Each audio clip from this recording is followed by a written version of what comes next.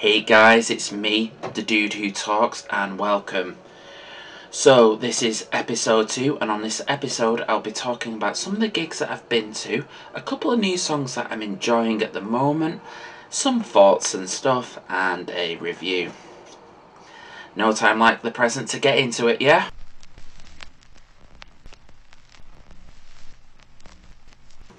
So, new songs that I'm liking at the moment, I've got 2 for you. First up is The Knife by Royal Thunder, the first new music in about 5 years following from their last album called Wick. The new song The Knife is exactly what you'd expect from these guys. Haunting music, yet very catchy melodies, a lot of heavy guitar work, Milne Parsons' voice, which is as immense as ever. You've basically got this really energetic song with a great chorus that will get stuck into your head, and I'm hoping this is like a teaser for even more new material, hopefully a new album, which I'm hoping is coming soon. Yeah, I've said hoping enough. My second choice is going to be Pigs Times 7 with Mr. Medicine. I know this song has been out for a while already. Pigs Times 7 are a band that just seem to be going from strength to strength. Blink of an eye, they went from playing like small venues to playing like really big sold out tours. Mr. Medicine is a single taken from their forthcoming album called Land of Sleeper, which is out next year on February the 17th. It's very brief, the song. It feels like Queens of the Stone Age tinged with acid rock. A lot of energy in the song. The riffs give it that bouncy feeling that just make you just want to fucking dance. Anyway, see for yourselves. Here is a clip.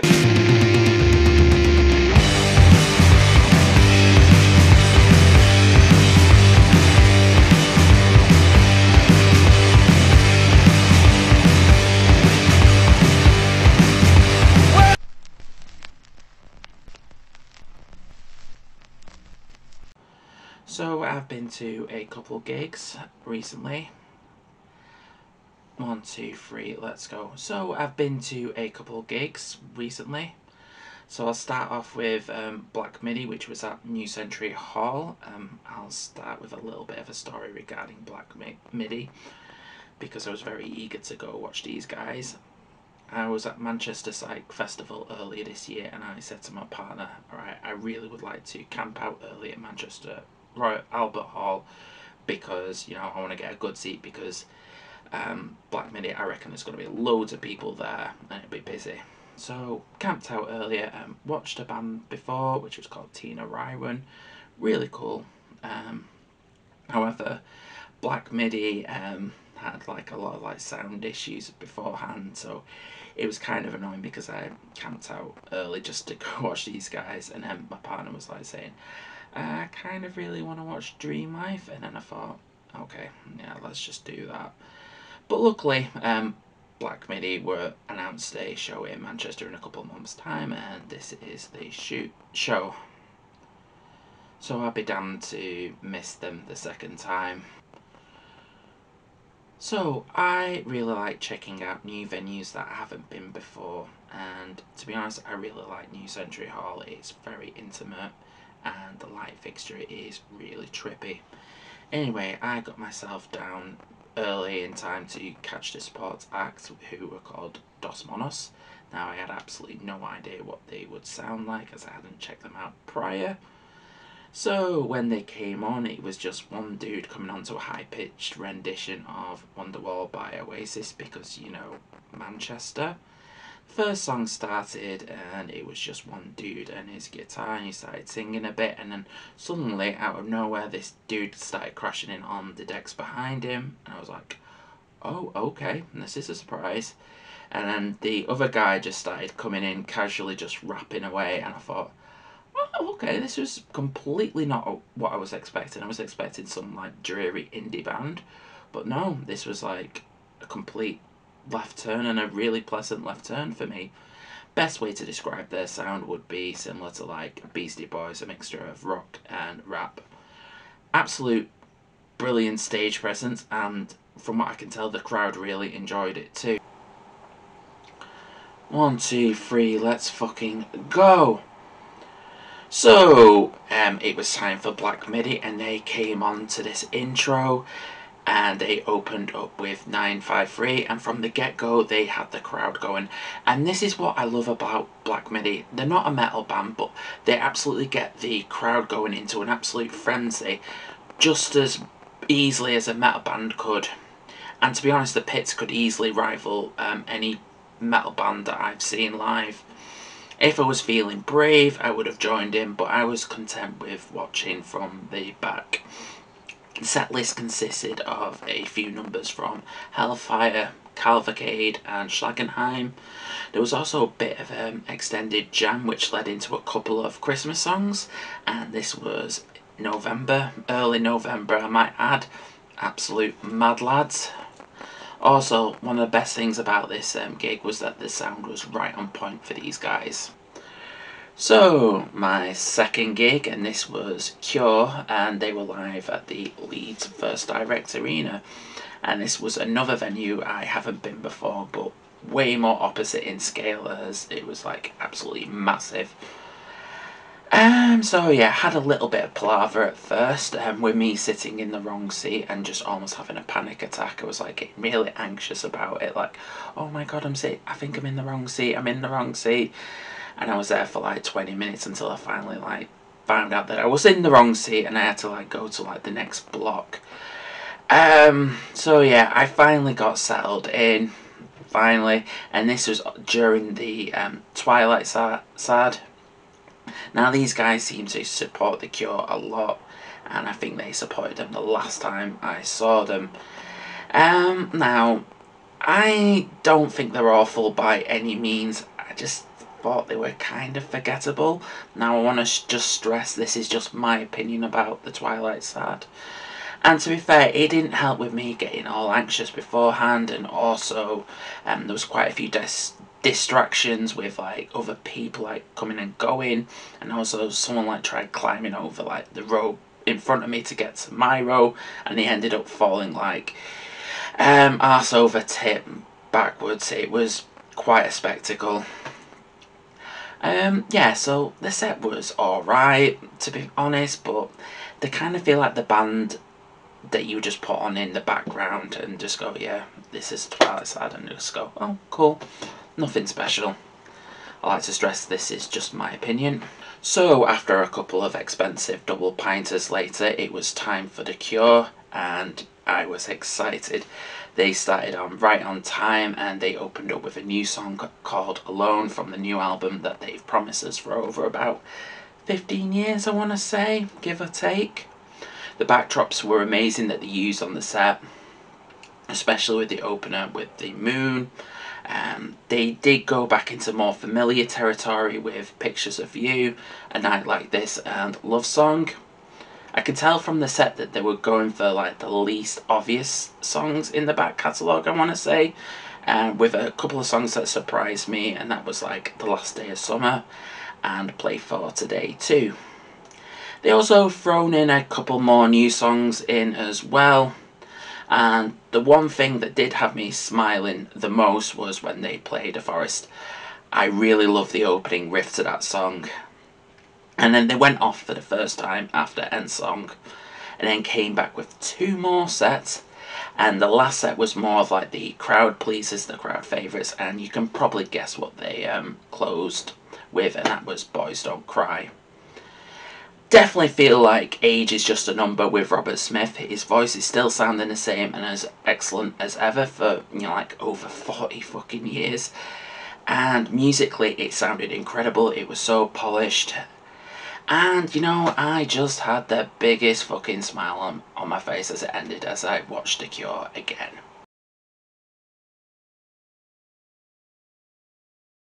Now onto my thoughts and stuff section. So, as before, I was talking about some of the live gigs that I've been to, and I thought I would talk more about live music, but less about the music as such, and more about my attitudes to live music, and more or less a little bit of the culture as well, especially like now I'm older to when I was a bit younger a little bit. Now, kind of like an extension to what I did on my young versus old video, if you've seen that. I did that a couple of years ago, so don't worry if you haven't. And I was thinking about this when I was at the Cure gig, and I was seated. I got a seat like right at the back, and I was really comfortable. I had my pint out, and I was just loving life. And then I was thinking, when I was younger, I was like, I would never have gone to a gig that was had seating, or like the option for seating. I would always go for the standing option, because back then I used to think that people who were seated, like in the seated sections, like the arena or whatever, I'd thought they were absolute losers, and that was me being very immature. However, as you get older, I prefer it because, I don't have the energy now, no matter how many times I tell myself otherwise and I'm living in denial, no matter how many times I knock back energy drinks or the amount of beer that I have, I'm still old. Anyway, and I know there's people say, you gotta get up close to enjoy the gig, and I just think, no, it isn't. You can enjoy it how you want to. You can just like sit down and just like enjoy it from a distance. Now, if I'm with someone and someone's like, yeah, I've got to get up really close to experience the band, I'm like, no. And sometimes you have to physically drag me. Maybe that's just an anxiety thing. I don't know. But that's not to say I don't like getting up close and personal, and that's not to say I don't enjoy like moshing. Like, I do enjoy going to the pit and like just like getting some of my aggro out. But I don't feel like I have to do those things anymore. Though, one of the things that I don't like nowadays, and as I'm older, is that things that don't normally annoy me back then annoy me now. Like, people talking at gigs. I don't know why, but it annoys me now. Like, at the Cure, even though I was loving life and sitting down, there was like two guys just like talking all the way through, and they were really loud. Now, I get it, it's a gig, you're watching your band, and you obviously guys are getting excited, they're talking, and I understand that we're not at the cinema, but I was like, come on guys. Luckily, they eventually stopped, and I think there was a guy next to me just like kept looking at them, and I was like, I thought he was going to say something, but he didn't. Anyway, this has happened before though, where it was like a couple of guys next to us was talking. This was at Manchester Psychedelic Festival, and it was during Tina Ryron. To be fair, very quiet band, talking, guy was drunk, and then something happened which I've never seen happen before. The guys in front of me just went, guys, shut up. I was like, oh my god. And I was like, I've never seen this happen, and he was just like really apologetic. He was like, I'm so sorry. He still did it, by the way. He was like, I think he was drunk as fuck.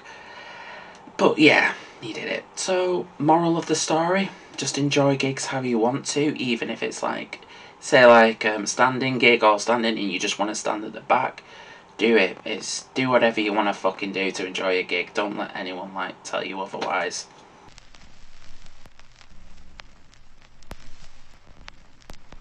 So, I've got a review for you guys, and that is a new album from atmospheric doom death metal band Echo, which is called Witnesses. It's out now through Black Lion Records.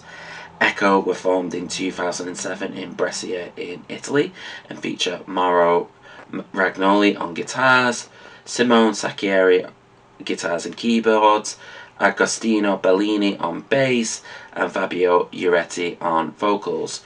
Witnesses is about the feelings the band had during the first lockdown when the pandemic was in full effect, and the singer and songwriter Fabio wanted to reflect on this with the album, with the overall feelings that they had, like the feelings of uncertainty and just like depression and anxiety that came with it during that time. So yeah, let's just get into it. Witnesses consists of 8 tracks and clocks in at 49 minutes.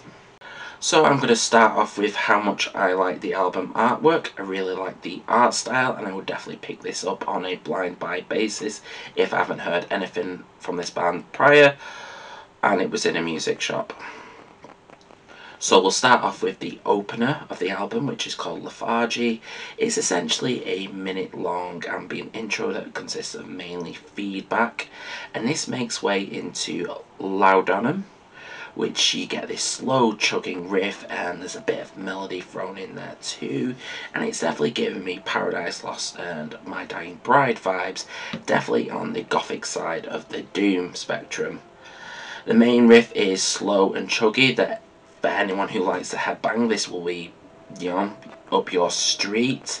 There's definitely a few solos in this song thrown in for good measure, so there's that. Vocals are right up my street too. Deep and guttural, yet clean sounding without sounding garbled, like which, you know, can be a bit shit. So, yeah, so far so good. Here is a little bit of a clip of Laudanum.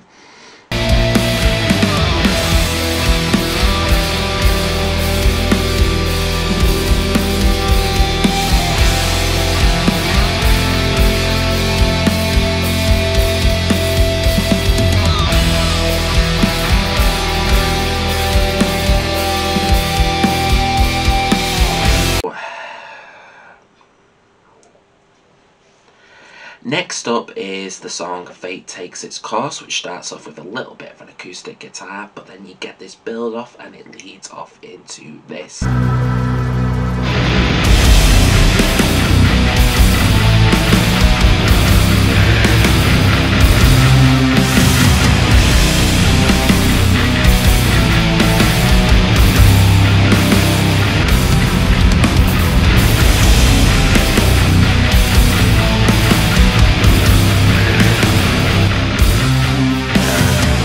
That, I was like, damn, these guys can definitely write some heavy riffs. And they also counter this with a bit more like psychedelic parts, more slower as well throughout the song, and there's the inclusion of clean vocals as well, so there's a good balance of that. And while I definitely say it's a doom album through and through, there's moments in the album where it gets a little bit proggier. For example, the song Wanderer has quite a few more like technical segments, and there's like the inclusion of electronics as well. And this is totally unrelated to prog, or you know, it might be. There's blast beats in the song, which I'm all for. And to be honest, it kind of gave me vibes of the Ocean Collective. It wouldn't feel out of place on an album by them. So going back to the album, or talking about the album as a whole, I definitely think it's really polished in its sound and almost manages to nail the big scope that this album wants to achieve with their songs. So, while the album stays in a mid-pace throughout, it does go a bit more slower with the song My Covenant, which you could say is a little bit of a ballad and has Heike Lankens doing the guest vocals on the track, which really illuminate the track. Though they don't really abandon all heaviness on this track as it comes crashing in through the midpoint of the song, and this is where the intensity increases towards the end. There is a bit more experimentation into the softer sides with the album closer Saturated, and this delves into much more post-rock territory, and while the other songs had louder and more mid-pace structures, Saturated leaves more room for quieter spaces. And it does, however, remind you that you are listening to a doom record, though the album closer definitely has a much more delicate sound and ends the album on a quieter note. So, what didn't I like? So, I did say the production was rather polished and it does sound great, but I felt in some of the places it just felt a little bit off, and I think this is with the inclusion of some of the electronics parts on the album. I felt that I played through a PA system rather than part of the song. Luckily, this doesn't take too much away from the songs, and it doesn't happen all the time. So, with that out of the way, I'm just going to go straight into my overall opinion, and you know it's going to be a positive one. Like I've been saying, Witnesses is a strong, polished album. There's a lot of scope for epic, heavy songs that go from between beautiful, delicate moments to some really heavy riffs. And it leaves a little bit room for experimentation, which I really like. I'd hope to see them delve more into those ideas. Shows them that they are quite a creative force. So that's it from me. Have you checked out Witnesses by Echo yet? Please let me know what you thought about the album down below in the comments section. If you've enjoyed watching this video, please like, share and subscribe. It really helps out. I'm also on Facebook and Instagram. I'll be including links to them should you wish to give me a like and a follow. It all helps out. I'm also on Buy Me a Coffee, so if you want to give me some money, so like some chump change for the chump, feel free to do so. Like I always say, I'm not asking for a lot of money. I'm just asking for like, £2 or whatever, out of sympathy. And that is enough from me, enough waffling. You guys are as awesome as always. I'm the dude who talks, and I'll see you fucking soon.